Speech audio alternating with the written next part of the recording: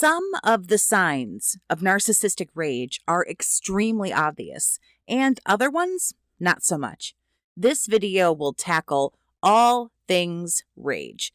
Signs of narcissistic rage. I'm going to focus on more of the subtle ones. I'm going to review the causes, why this happens. I'll toss in some examples of these things along the way. And most importantly, I want to discuss some ways to help if you have to deal with a nasty narc who is unleashing some of this rage.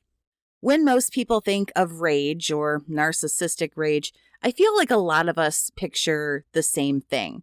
Somebody who's red in the face and they're yelling and screaming, maybe even waving their arms around frantically, throwing things, maybe tearing up property, or maybe even getting a little handsy with somebody, or multiple people if they think they're some kind of badass.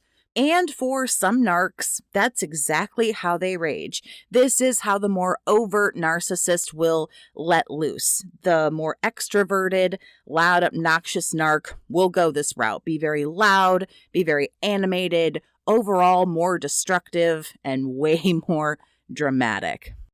The calm, more covert narcissist can also absolutely have moments of narcissistic rage. But like everything else, they just do everything a little bit more quietly than a more overtly styled narcissist.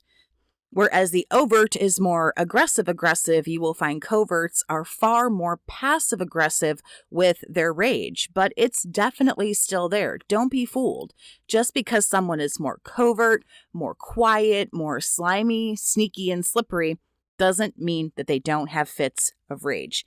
The difference can be a more overt kind of narcissist will yell, scream, throw something, maybe punch the wall. A more covert style narc will grab the car keys calmly, quietly, and walk out to the car and just tear up that car and key it all over and then walk back in the house without a word, set the keys down, and go right back to watching television. Now, both of those outbursts are incredibly impulsive, immature, and filled with rage and aggression. It just comes out in different ways, depending on what kind of a narcissist everybody is dealing with. There is definitely more than one type of rage, and it's not always what we picture when we think about it in our mind. Things like silent treatments can actually be a part of the more passive-aggressive kind of narcissistic rage. Typically, rage goes from 0 to 60 in no time at all, and it will actually end and fall apart just as abruptly and be over. It's an obvious lack of control. The narc cannot control their anger or really any other emotion for that matter. A huge sign that you're dealing with someone narcissistic and that they're having this fit of rage is when this person begins to act this way and get upset over something that nobody in this world has any business being upset about. Something that is just the smallest deal of all the small deals in the world. The restaurant might say, "Hey, listen, we don't have Pepsi. Is Coke okay?" And boom, like seriously, it can be over something that small or over absolutely nothing. And then just as fast and furious as the storm rushes in, the outburst passes and it's gone again. And as with all things narcissism, what went wrong will never be talked about, will never be discussed, and will never be solved. It's, it's wrong, boom, tantrum, over, and moving on. If you would like some information on speaking with me one-on-one to get some support for dealing with a toxic narcissist, you can text the number that's on the screen. You can also call that number if you would like. Press 1 and have information sent right to your phone. You can send me an email, or you can even visit my website. All of this information is available on the screen for you now, and at any time, right down in the video description. As far as what actually triggers narcissistic rage, it all really revolves around, of course, these are narcs we're talking about here, the ego, the self-esteem, and the ego. They're absolute slaves to the ego. They always need to feel good and strong, valuable, important, and perfect. So when anyone ruins that, or they feel even remotely threatened that something might pop that little fantasy bubble that they live in, that person will find themselves on the ouch end of some narcissistic rage, unfortunately. If, for example, you call them out on their bullshit, if you give them any kind of criticism whatsoever, even the kindest, most criticism where you're not trying to hurt them, you're actually trying to help them. Anything where they feel like their ego is threatened can trigger narcissistic rage. Let's also not forget, along with all those other things, if something just doesn't go the way they want, if you don't do something they want, if they don't get their way, they act like a child, and even then someone could be under the gun for some rage. Of course, when the ego is threatened, when the self-esteem is threatened or feels deflated, a lot of people call this a narc or narcissistic injury. The self-esteem, the precious little ego, does feel threatened. It feels like, maybe something's happening here. The narc will very quickly get defensive and go on the attack. And if they feel vulnerable, oh my, we know what a weakness that a narcissist thinks that is. So if they feel any vulnerability shifting in their direction, they can absolutely let loose.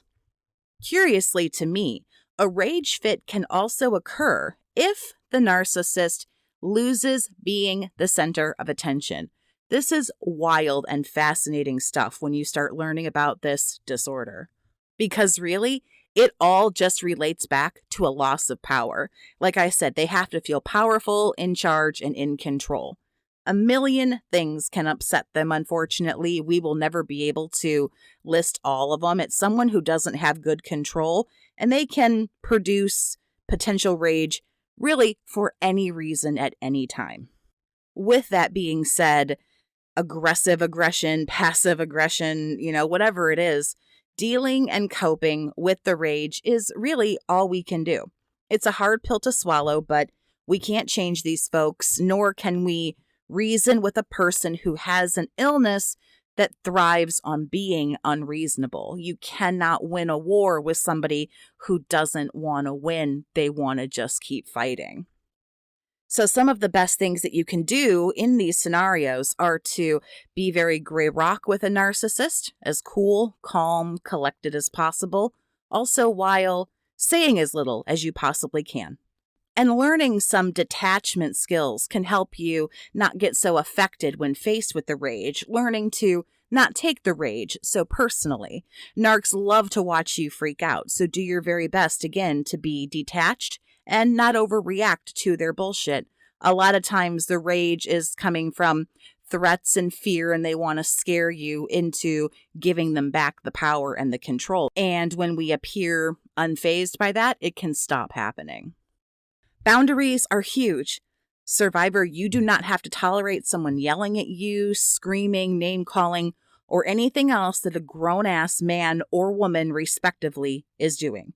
They do not have the right to treat you like you are not a human being. If someone is not respecting you nor your boundaries, that is not the place for you, and it's something to work on, getting your boundaries and your standards. Also, distancing yourself from this person, like literally physically distancing yourself if you feel that you might be in trouble, and also backing off in other ways on other forms of communication as well. This isn't anyone that you want to have a lot of contact with, and you know it. If you feel immediately threatened, attempt to empathize and validate. If you feel like maybe you can extinguish the flame, go for it. Give the narc what they seem to need so desperately, kiss their ass, rock the little baby in there snugly until they're okay again, and then resume the immediate distancing of yourself.